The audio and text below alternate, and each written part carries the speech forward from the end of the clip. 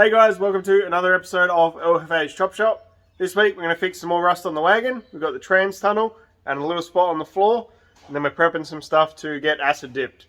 Let's get into it.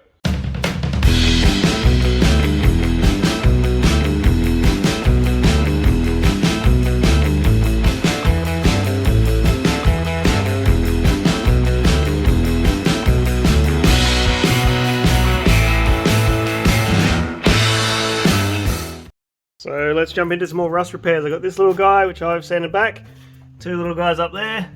It looks like a third one here, but that is not a hole. Those two up there, which are going to be really fun and awkward. And then I've got three back here, so three little tiny holes.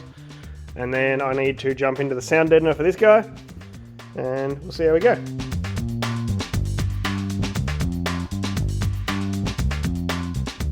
Alright, so I just jumped underneath and I cleaned up all of this guy. I also have welded this one, which was super easy, and those two up there, which were pretty easy as well. So I've ground back the back of those. Need to do the tops, obviously. And then these three along here have all been welded, and I have dressed up the bottom of those. Also just went around and took the sharp edge off of the big hole there. So I'll just jump in here and sand those 6 spots down, give them a quick coat of the weld-through primer just to stop them from rusting again. And then I think I might tackle the tunnel. So there's that hole, and then underneath those gauges there's another hole. So I'll probably end up cutting that whole piece out and starting again. So let's do this off camera, and then I'll jump into this guy. So I just want to show you a tool I just bought. So it's called clecos, quick locks, whatever they're called. These are from eBay. They're from Bull Ant Performance Products. And they got here so fast. I ordered these at 1:30 Wednesday morning, or sorry, Thursday morning, and it's currently Friday morning, and they got here at about 10:30. So, or 10 even. So this is the smaller size. I think it's 3/16. I've drilled a 3.5mm hole, which is a bit bigger than 3/16 obviously. I did drill a 3mm, but it was a bit too difficult. So I've drilled a hole on the bench, and I've drilled a hole in this alley sheet. And all you do is push this in, so the little fins, which are not going to focus, they go forwards. Push that through, let it off, and those are attached. So they are like really well attached, and you can see the little grabby bit on the back. So I don't know why the underside of my bench is green. I only just noticed that. So the idea of these is when you're welding panels together, you can crimp them like that, do a bunch of them, drill another hole, put another one in, drill another hole, put another one in, and then you can go around and take them out and weld it all up. So this is going to be perfect for when I do the rear floor. So the idea is to overlap those floor cuts in the back of the wagon here, and then drill a bunch of holes, put the clecos in, and then hold the whole lot together. And then you can sort of hammer it a little bit, weld a bit, grind a bit, make it fit really nice before you actually fully weld it and seal it in. So they're really cool. I think it was about $60 for, I think, 20 of these little pins and the pliers. So to take them out, just squish it, pull it out, and you're done. So that's what the little pin looks like, and it's just got 3 little blades on the end. So little packet of those. Shout out to Bull Ant Performance, because they were so fast, and I've wanted these forever, and I never wanted to spend the money, but they're so worth it.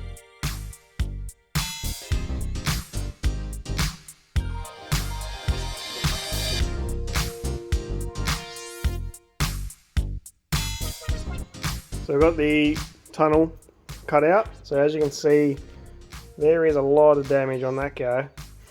And then that's obviously the original shifter hole. I don't know what this one was. I thought it was a shifter hole as well. I thought it had been cut and sort of bent out the way.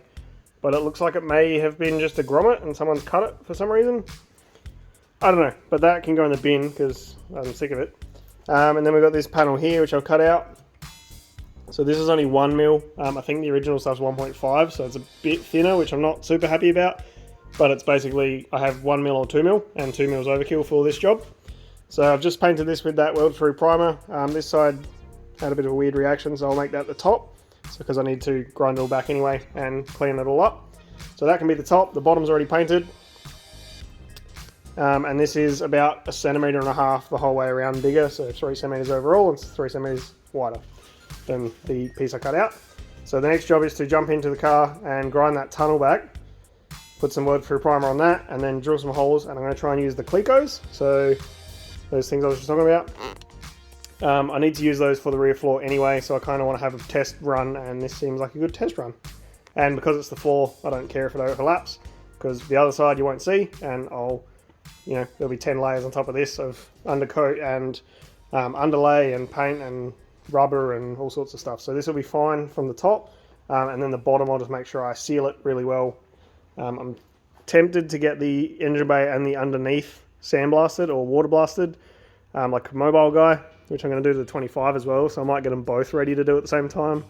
So once I've got that done, I'll seal everything, all the repairs with seam sealer. I'll go over all the seams and seal them with seam sealer, and then we should be able to go over the top with that. So I'm going to jump in here, get that ground back, and get it ready for this new panel.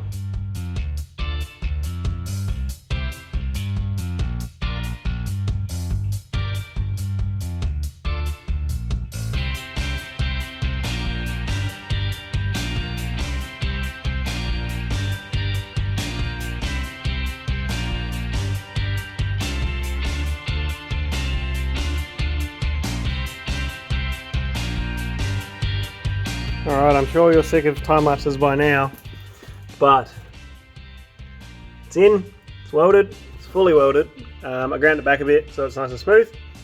Again, it's not going to matter because there's going to be like 3 or 4 layers on it at least, but it looks pretty good, I think. So after I finished sanding, I just covered it in that weld through primer, again just to stop it from rusting anymore. So I did find another hole while I was underneath the car in this corner, so there was actually rust from the bottom, but I didn't actually see it in here, so I'm going to have to do something about this little corner here, which might be a bit of a miserable time. So I don't know if I'm going to do that today or not, but we'll see how we go. And then I've still got 2 holes over there, which are pretty much dead center of the screen, and then 2 massive issues right there, which are, well, 3 massive issues. So there's that whole corner needs to be replaced. This guy needs to be fixed. And then there's probably some more somewhere else. And then I probably should tackle the firewall because there's a lot of holes there I don't want. So I'm just going to keep chipping away and eventually it'll come good. And once I get these panels back, I can put them back in, try and get this whole floor really nice. There's a few issues back there as well. But yeah, once I get all this nice, then I can seam seal it, rust convert it if I need to. Probably use that Pour 15 stuff, which grabs really well and is a really thick paint. Then maybe a rubber liner, then some underliner, some sound deadener, or some sound deadener, then some underliner, and then some carpet. So heaps of layers to go on, but hopefully it should look pretty good when I'm done.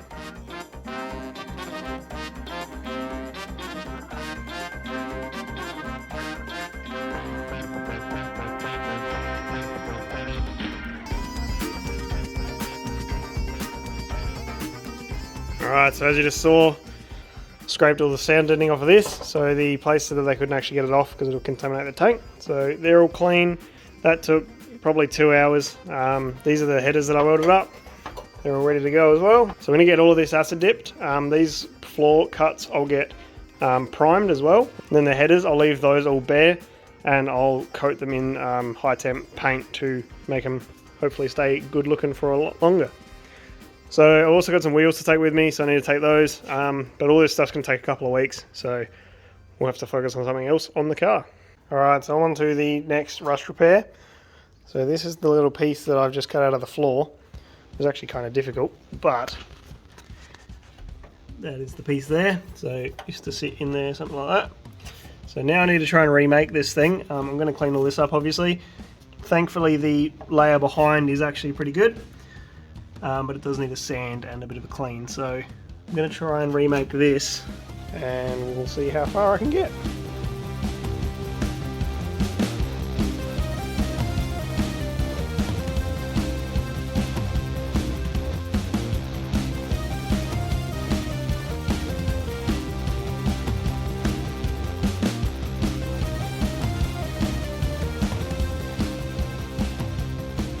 Alright, so as you just saw, I made that little panel up.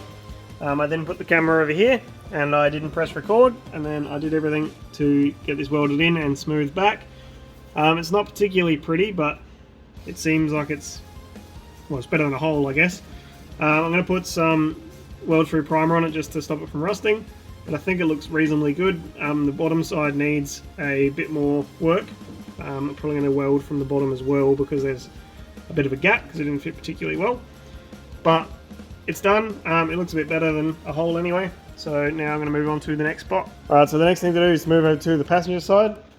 I've got the same few holes across the back, so there's 3, maybe 4 there, maybe another one in there somewhere. I've got one just here, which you can't really see on camera. And then there's a rust spot here, but I'm going to try and get a patch panel for that, so I'm not going to worry about this little guy or these rusty bits just yet. Hopefully can get a patch panel for that. Got those 2 guys up there, which should hopefully be pretty easy. And then this little corner down here, which is going to be a bit of a nightmare. Basically the same panel I just made for the floor. Then this guy here, which is quite deep, and this guy here, which is all the way through. So hopefully I can tackle that. These are getting gradually harder and harder, obviously, so hopefully I can learn while I do it and make a reasonable job of it. And then the patch panel for this guy, I'm hoping I can try and get maybe this weekend. There is a place that has a few K10s laying around that you can cut stuff off of, so hopefully get that guy from one of them, even if I get a driver's side, it doesn't matter, and then rip into that one as well.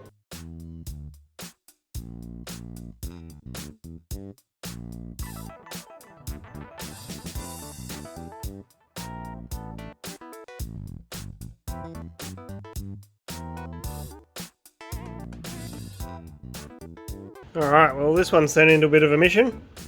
So right next to where I welded, there was apparently a crack or a rust crack or something like that. So I've ground it out so it's a nice big hole. Make it a little bit easier to put a plate in instead of trying to weld it shut. And then we've got the other 3 pretty much done. This one's got something weird going on because there's 2 layers. So I actually think I might have to cut this out as well. But we'll fix this one first and then see what I have to do there. These 2 look pretty good. This one I had to weld from the bottom because there is actually 2 layers there as well. So it's just all a bit awkward because of where it's located. So I'm just going to make up a little plate for this. So I'm actually going to use the metal plate from here that was originally siliconed in. I'm going to use a grommet there instead. So this one will be welded shut, and then I'll tackle this weird double layer thing that's going on here.